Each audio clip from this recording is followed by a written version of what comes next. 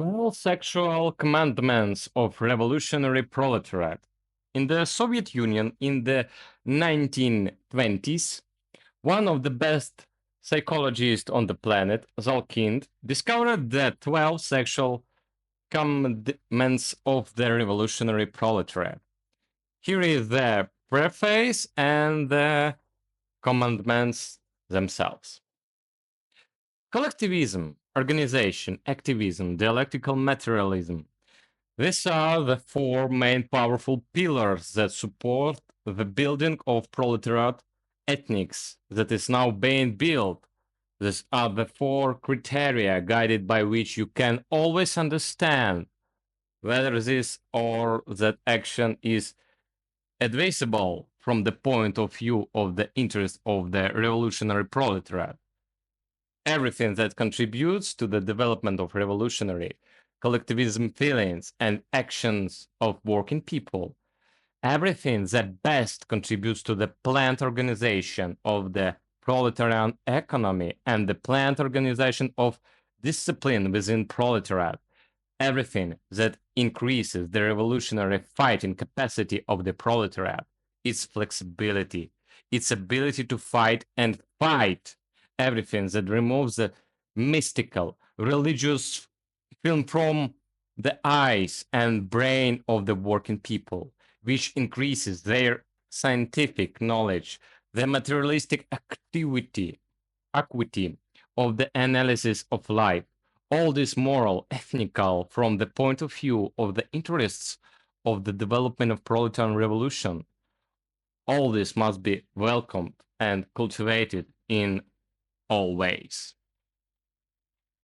On the contrary, everything that contributes to the individualistic isolation of the working people, everything that brings disorder into the economic organization of the proletariat, everything that develops class cowardice, confusion, stupidity, everything that breeds superstition on and ignorance among the working people, all this is immoral, criminal. Such behavior must be mercilessly persecuted by the proletariat. From here, criticism of certain rules of bourgeois ethnic now becomes available to us. We can replace any rule of behavior and of exploitative ethnics with a very specific, practical consideration aimed at protecting the class interests of the proletariat. Sexual life for the creation of healthy, revolutionary class of spring for the correct, combative use of all human energy wealth, for the revolutionary and expansion organization of his joys, for the militant formation of intra-class relations. This is the approach of the proletariat to the sexual question. Sexual life as an integral part of the other combat arsenal of the proletariat is the only possible point of view of the working class on the sexual question now, and even in 21st century. All the social and biological property of the revolutionary proletariat is now its combat arsenal. Hence, all those elements of sexual life that harm the creation of healthy revolutionary change, that rob class energy, rot class joys, spoil intra-class relations, must be mercilessly swept away from class everyday life. Swept away with all the more inexorably because sexuality is a habitual, sophisticated diplomat, cunningly crawling into the smallest cracks, laxity, weakness, myopia. The first, there should be no too early development of sexual life among the proletariat, the first sexual commandment of the revolutionary working class. The communist children's movement taken all children's interest into in mainstream from an early age, creating the best conditions for the development of children's independence, for children's physical self-healing, for the brain flowering of cohesive, social, adventure, heroic aspirations attracts all children's attention and does not provide opportunities, the parasitic spider appears in early sexual arousal. Here there is psychological training and combat hardening and a bright class ideology and early equal comradely communication between different sexes. There is nothing for precocious sexual development to grow under such conditions. Therefore, the first task of the proletariat is to prevent early childhood sexuality. And for this, it's necessary to point out to parents and schools the need to for a correct approach to the sexual and biological interests of the child, to promote this approach in every possible way, and to use all class energy for the best organization of the mass communist children movement, for the introduction of this movement into all the nooks and crannies of children's school and family life, improving the sexual life of childhood, which make the now so difficult struggle against sexual confusion in adulthood unnecessary. The second, sexual abstinence before marriage is necessary, and marriage only in a state of full social and biological maturity, 20, 25 years old, is the second sexual commandment of the proletariat. What is harmful, they will tell us, about sexual activity before marriage? What is harmful is that such sexual activity is unorganized, associated with a random sexual object, is not regulated by strong sympathy between partners, is subject to the most superficial extensions. That is, it is characterized by precisely those features that, as we will see below, must be unconditionally and mercilessly exterminated by the proletariat in its environment. Such chaotically development sexual content is never limited to the narrow sphere of purely sexual existence, but brazenly invades all other areas of human creativity, robbing them with impunity. Is that acceptable from the point of view of the revolutionary expectancy? The third, sexual intercourse is only the final completion of deep all-round sympathy and affection for the object of sexual love. Purely physical sexual desire is unacceptable from a revolutionary proletarian point of view. Man differs from other animals in that all his psychological functions are permitted with mental, that is, social content. Sexual attraction to a class hostile, morally repugnant, dishonorable object is the same perversion as a person's sexual attraction to a crocodile or an orangutan. The sexual desire of a properly developed, cultured person absorbs a lot of valuable elements from the surrounding life and becomes inseparable from them. If one is drawn to sexual intercourse, this must mean that the object of sexual attraction is attracted by other aspects of his being, and not just by the width of his shoulders or hips. In fact, what would happen if the sexual partner turned out to be a person deeply alien to class and ideology? Firstly, it would, of course, be an organized extramarital relationship, conditioned by superficial sensual and sexual arousal. Only people who are orientated towards a long life together, that is, people who consider themselves to correspond to each other in all respects, get married. Secondly, it would be sexual attraction in its roughness form, not tempered by a feeling of sympathy, tenderness, not regulated by anything social. Such an attraction would strip up the most base aspects of the human psyche, giving them full play.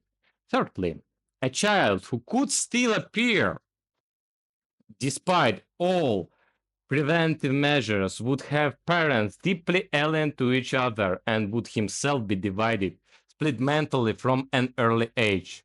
Fourthly, this connection would distract from creative work, since built on purely sensual lust.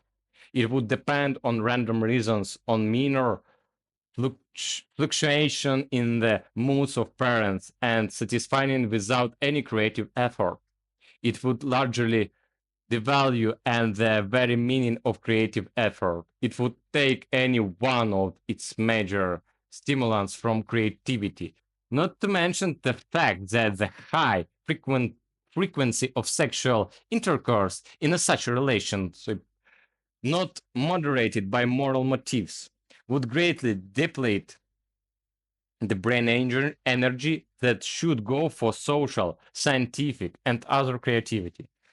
Such sexual behavior, of course, does not follow the path of revolutionary expandency. Fourth, sexual intercourse should be only the final link in the chain of deep and complex experiences that connect lovers at the moment. One should not just be drawn to sexual intercourse. The threshold to it should be a high-ended sense of all-rounded intimacy, deep ideological, moral cohesion, complex deep emotional impregnation, the physiological completion of which can only be sexual intercourse. Social classes ahead of the animal and not vice versa. The presence of the social, moral, psychological prerequisite from sexual intercourse will lead to the most valuable results. Firstly, sexual intercourse would become much more rare, which on the one hand would increase its content, the joyful saturnation it gives. On the other hand, it would turn out to be a major savings in general chemistry, leaving a significant part of unspent energy to creativity. Secondly, such sexual acts would not separate, as usual happens with the frequent sexual rapprochement, to the point of disgust for each other. Tolstoy gives a brilliant, quite realistically correct illustration of this in his Kreutzer Sonata, but would bring them together even deeper, even stronger. Thirdly, such a sexual act would not oppose itself to the creative process, but would coexist quite harmoniously next to it, feeding on it and feeding in with additional joy. While the holosexual sexual act robs the creative mood itself, removing it from the subjective fun creativity, almost all of its emotional material, almost all of its passion, for quite a long time emptying, sterilizing creative fantasy. This, as we see, applies not only to the chemistry of creativity, but also to its mechanics. The fifth, sexual intercourse should not be repeated frequently. This is already sufficiently clear from the above paragraphs. However, the last motifs of the fifth commitment are not exhausted. There is every scientific basis to assert that truly deep love is characterized by infrequent sexual intercourse. Although infrequent sexual intercourse in itself does not always indicate deep love, sexual indifference may also be hidden under it. With deep, true love, formalized sexual desire matures as the final stage of whole series of rich, complex experiences of mutual intimacy that preceded it. And such processes, of course, take a long time, requiring more nourishing in material. The sixth, there is no need to change the sexual object often, less sexual diversity. When fulfilling the above points, this commitment will not be needed, but it should still be specifically justified. A. The search for a new sexual or love partner is a very complex concern, separating most of their emotional strength from creative aspirations. B. Even then, finding this new partner, a whole series of experiences, efforts, and new skills are necessary for a comprehensive adaptation to it, which in the same way is a robbery of other creative class forces. C. When conquering a new love object, sometimes a very intense struggle is required not only with him, but also with another conqueror. A struggle that has a very pronounced sexual character and colors all the relationships between these people in specific tone of sexual interest, painfully hitting the backbone of their intra-class cohesion in terms of their general ideological stability. We know how many deep quarrels between blood ideologically close people based on sexual competition. The seven. Love must be monogamous, monoandric, one wife, one husband. This is clearly evident from all of the above, but in the order to avoid misunderstandings, this point must still be emphasized. The may tells us that it is impossible to comply with all the above rules if there are two wives or husbands. Ideologically, intimacy, rare sexual acts, and other directives are compatible even with bigamy. Bigamy, well, imagine that one wife, husband, makes up for me ideologically and sexual. What is lacking in the other? It's impossible to find the complete embodiment of the love ideal in one person. Such considerations are too transparent a stretch. The love life of bigamists becomes extremely conflicted, takes up too many areas, energy, time, special interests, requires too many special devices, unbodymentally increases the number of sexual acts, and class creative activity also loses in the corresponding area. So, how the sum of forces diverted towards an excessively conflicted sexual life, even in the fact, even the most brilliant state of the latter will never pay off in creative effect. Creativity in such condition always loses and does not win, and it loses not only quantitatively but also in a gross distortion of its quality, since it will be constantly burned by excessive and sexual and special sexual love interests.